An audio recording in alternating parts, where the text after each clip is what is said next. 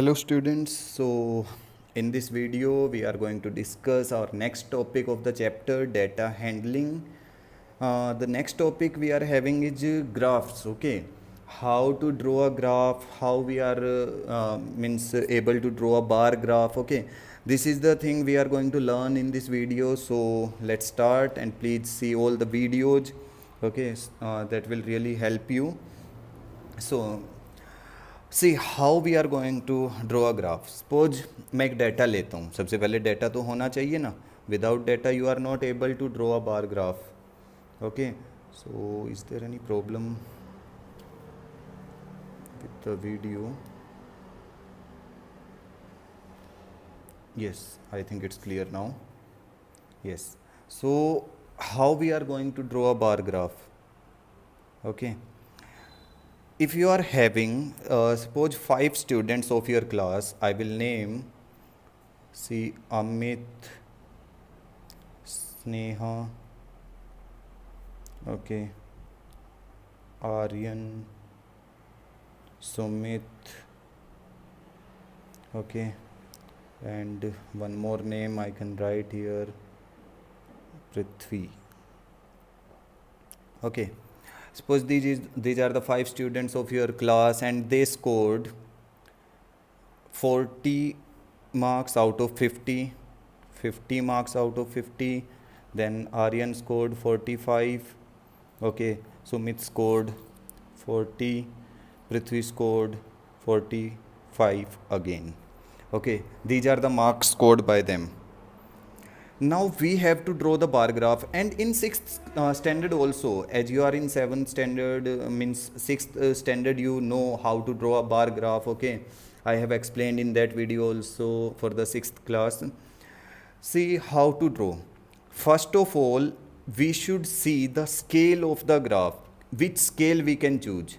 See, you can clearly see these numbers, all these numbers come in the table of 5. 5 के table में सब आते हैं, है ना. So try to use a scale. इस तरह का स्केल यूज करने की कोशिश करो जिसमें ना सारे नंबर्स तुम लोगों को मिल जाएं. अगर नहीं मिलता है उसके लिए भी हमारे पास ऑप्शन होते हैं, but still try to use it, because on graph paper try to use a scale which we can plot easily. Now how we are going to draw this y-axis? This is our x-axis, x, y. Okay, these are the axes we have drawn. You have to draw these on graph paper. Okay, and try to solve. Now see, I am taking a scale in the graph like this: 5, 10, 15, 20, 25, 30, 35, 40, 45, 50. Okay, like this. Now why these are what? These are the marks, na? These are the marks. So these are marks scored. Okay, so now what we are going to do? We are going to draw the bars of everyone. Bar graph means we have to draw different bars. Okay, see, for Amit the bar will go up to 40. Now just leave some space here. Okay, leave a unit space and then take it to 40, and here we can write inside it Amit. Okay, Amit का देखो हमने कहाँ तक लेके गए, 40 तक. See, you can write it above, number लिख सकते हो ऊपर. देखो हमने क्या किया, 40 तक Amit. Then Sneha 50. So again we will go like this, this, this. Okay, we are leaving. See, in bar graph attach नहीं करना है. बार ग्राफ में क्या करना है, लीव सम स्पेस लीव करना है. देखो हमने क्या किया यहाँ पे, एक यूनिट इधर छोड़ा, फिर अमित का बनाया, फिर से एक यूनिट छोड़ा, फिर हम किसका, स्नेहा के लिए हमने बना दिया.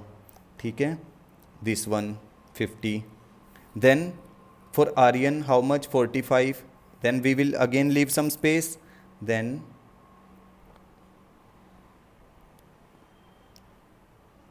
45 for Aryan. Okay, 45. Then for Sumit, how much? 40 again. We will go to, we will leave some space, 1 unit. Then 40, like this. You will do draw by using ruler.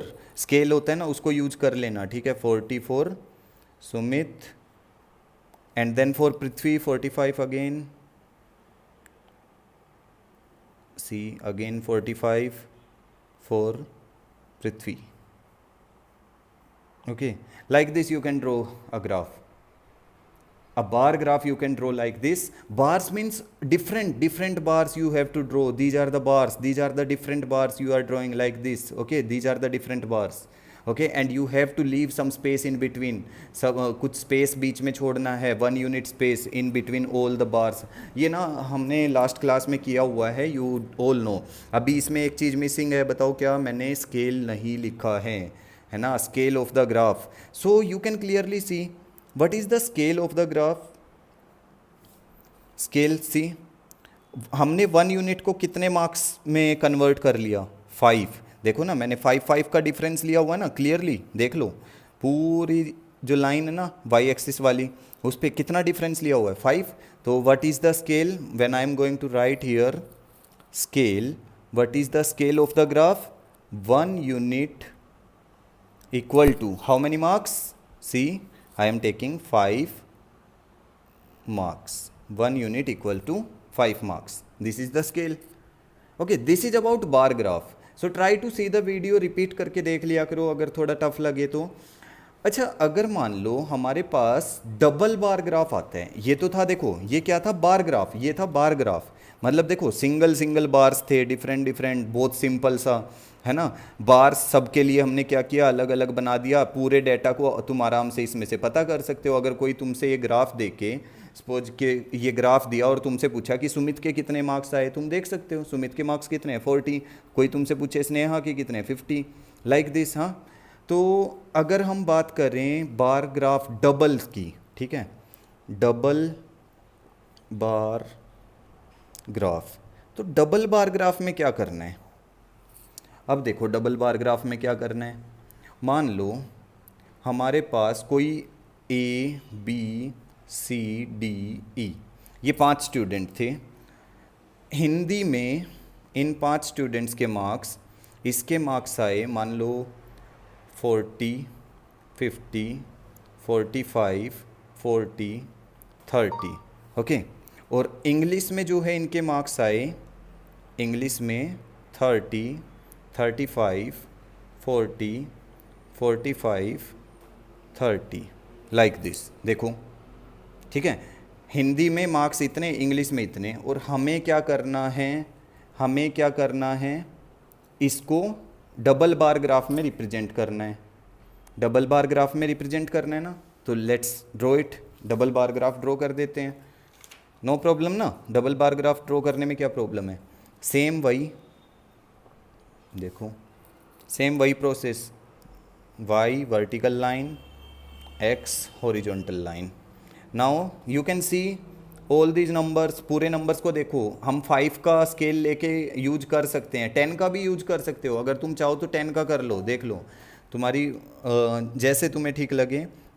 0, 5, 10, 15, 20, 25, 30, 35, 40, 45, 50. देख लो, मैंने 5 का स्केल लिया. उसके बाद अब देखो डबल बार ग्राफ है ना. डबल बार ग्राफ है तो हमें हिंदी के लिए बनाना पड़ेगा, इंग्लिश के लिए. देखो मैं क्या करूँगा, जो मैं ऐसे वाला शेड करके बनाऊँगा, ठीक है, ये शेडिंग पार्ट रिप्रेजेंट करेगा किसको? हिंदी वाले को. ये साइड में लिखना होता है कि कौन सा पार्ट किसको रिप्रेजेंट कर रहा है. You have to write. देखो जो शेडिंग पार्ट है वो हिंदी को रिप्रेजेंट करेगा, और जो ब्लैंक पार्ट रहेगा वो इंग्लिश को रिप्रेजेंट करेगा. ये इंग्लिश को करेगा. कैसे बनेगा देखो. अब पहले हम हिंदी वाला बनाते हैं. ए के लिए जब मैं हिंदी वाला बनाऊंगा तो कहाँ तक जाना है? 40 तक. देखो मैं गया ए के लिए 40 तक वापस. देखो ये जब मैं इसको शेड कर दूंगा, तो शेडिंग का मतलब, अब क्या मतलब समझ में आ रहा है शेडिंग से, कि ये वाला जो है ना, देखो शेडिंग कर दी तो ये वाला जो है ये किसको, ये ए के मार्क्स को रिप्रेजेंट कर रहा है, पर कौन से वाले मार्क्स को, हिंदी वाले। और मैं इसके साथ में ही ना, मैं इसके साथ में ही अटैच करूँगा इंग्लिश वाले को, तो इंग्लिश वाले को मैं लेके जाऊँगा 30 तक, क्योंकि ए के मार्क्स इंग्लिश में कितने हैं, 30।